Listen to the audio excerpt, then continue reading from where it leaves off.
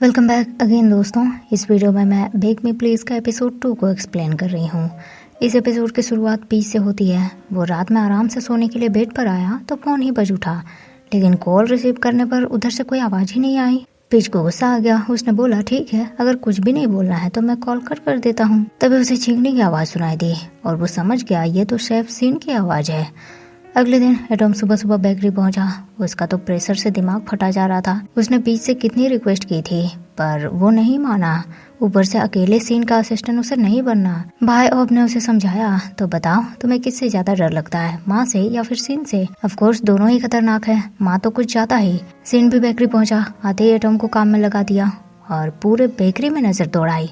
उसे पीच की तलाश थी पर वो तो आया ही नहीं था। शायद कल रात की रिक्वेस्ट पर भी वो नहीं बदला। उसके थिंकिंग में पीच ने फुल स्टॉप लगाया। वो पहुंचा बेकरी और सीन को ये बड़ा अच्छा लगा। काम शुरू किए सबने, केक को बेक किए, लेकिन पीच के केक थोड़े टाइट हो गए, फ्लफी नहीं बने। और बस सीन ने सुना दिया उसे कि इतना सा काम भी वो ढंग से नहीं कर सकता। पीच को बुरा लगा पर अपनी गलती मानी उसने। गाय ने उसे सपोर्ट किया, अपने केक भी दिखाए जो चल चुके थे। पूरे दिन काम करने के बाद एटॉम और पीच की हालत बिल्कुल खराब हो गई। दोनों सोचने लगे कि अकेले सीन इतने सारे कस्टमर्स के लिए केक कैसे बनाते हैं। हमारा तो एक ही दिन में हालत खराब। वैसे काम से ज्यादा इंसानों की शक्ल देखकर थकान फील होती है। ये ताना एटॉम ने सीन को मारा। ओब ने रोका सबको। गाय से उसने एक और केक बनवाए थे, उसे सेल करने के बारे में सोच रहा था वो, तो सबको उसने टेस्ट करने के लिए कहा। पीच ने टेस्ट किए, बढ़िया था, ना ज्यादा स्वीट और बिल्कुल सॉफ्ट। सीन ने भी टेस्ट किए और बस उसके मुंह में तो तारीफ से ज्यादा कमियां ही निकलती है। पीच बोलने लगा, ये केक बिल्कुल परफेक्ट है, इंसान के हेल्थ के हिसाब से भी। सीन ने अगेन उसे ताना दिया, अच्छा बड़ा पता है तुम्हें, सुपर टैलेंटेड हो तुम, फिर भी यहाँ बस एक ट्रेनी ही हो। पीच को फिर बुरा लग गया। वो अकेले कोने में जाकर बैठा। गाय आया उसे बात करने। बोलने लगा, देखो उसकी बातों का बुरा मत मानना, मैं भी इन सब का आदी हो चुका हूँ। हाँ, सीन की जुबान बड़ी कड़वी है पर इंसान बुरा नहीं है। और पीच, मेरी नाक बहुत लंबी है, मैं दूर से ही सूंघ कर बता सकता हूँ कि तुम उदास हो। गाय की बातों से पीच को हंसी आ गए। उन दोनों को क्लोज एटॉम ने भी नोटिस किया। बोलने लगा, आजकल गाय और पीच बड़े क्लोज दिखते हैं, लगता है बात फिशी है। मैं तो इन्हें सिप करूंगा। देखो, एक गुड पर्सन और एक फ्रेंडली पर्सन, जोड़ी अच्छी जमेगी। लेकिन ये बात सीन को पसंद नहीं आई। पीच और गाय ने प्लान बनाया कि बाहर खाने चलेंगे, लेकिन सीन ने उन्हें रोका। पीच को केक बनाने में हेल्प करने के लिए बुला लिया। गाय अकेला ही रेस्टोरेंट आया। ओब और एटॉम पहले से ही मौजूद थे वहाँ। गाय को बात स्ट्रेंज लगी। पूछा उसने एटॉम से कि तुम यहाँ क्या कर रहे हो, केक नहीं बनानी है तुम्हें, पीच और सीन की हेल्प करनी नहीं है? ओब बोलने लगा, अभी केक कहाँ बनाने हैं, शादी के केक का ऑर्डर तो 3 दिन बाद है।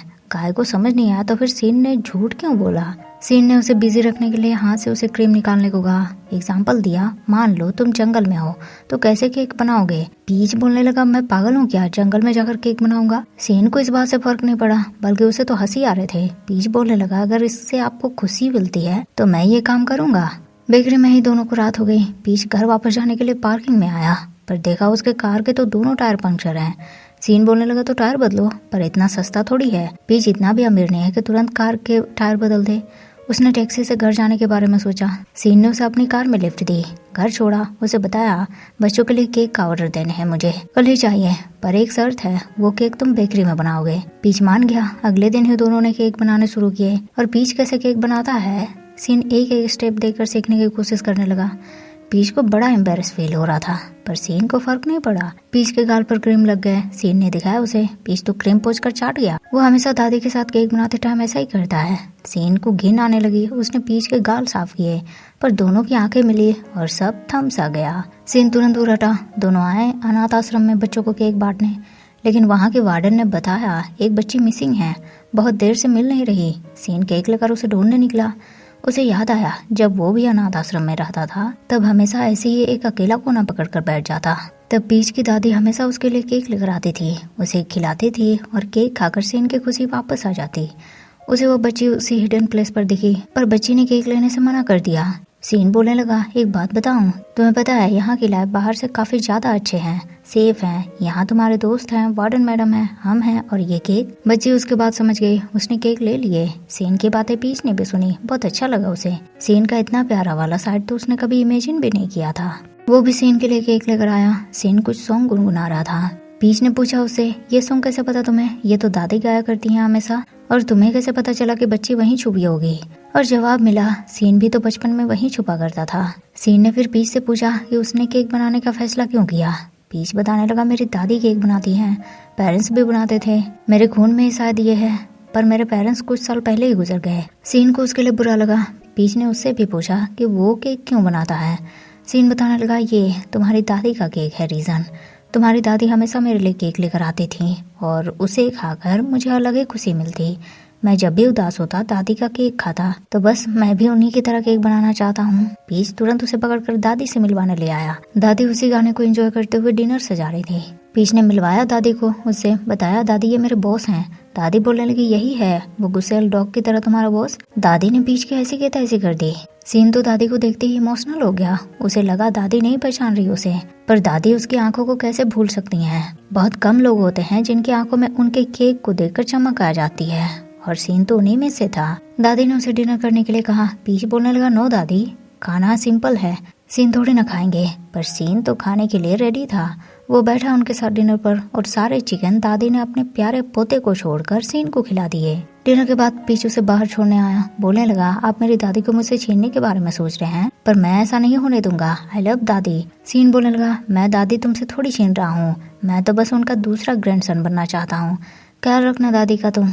पीच सीन को छोड़कर अंदर वापस आया, पर उसके फेस पर बिना रुके स्माइल दादी ने भी नोटिस करे। पीच तुरंत इस बात से डिनाई करने लगा। दादी ने उसे बोला मैंने कहा था किसी भी इंसान को तुरंत जज मत करो। सीन में भी अभी ऐसा है, पर देखना अब वो बदल जाएगा। पीच को दादी की बात समझ नहीं आई, पर दादी सब समझ रही थी। इधर एटॉम की माँ ने एटॉम की क्लास लगा दी। डिनर टाइम ऑफ से पूछा बताओ तो प्रोग्रेस कैसा है। मैं सोच रही हूँ इसके लिए भी दूसरा ब्रांच खोल दूँ, क्या कहते हो। एटॉम नाराज हो गया, खाना छोड़कर चला गया। वो ओब ने समझाया माँ को कि एक बेकरी संभालने में ही उसकी हालत खराब हो रही है, दूसरा कैसे संभाले। माँ को समझाकर वो एटॉम को समझाने आया। एटॉम का तो सर फटा जा रहा था। भाई को बोलने लगा तुम तो बोलोगे ही ना, माँ के फेवरेट जो हो। अगले दिन फिर से बेकरी में काम शुरू किया सबने। पीच ने एक केक बनाया है। बड़ा कॉन्फिडेंट था उसे कि ये परफेक्ट है, पर वो गलत साबित हुआ और सीन के कड़वे शब्दों का शिकार हो गया। एक तो केक अच्छा नहीं बना, इसके लिए पीच को बुरा खुद लग ही रहा था, ऊपर से ये आदमी उसे बुरा फील करवा भी रहा था।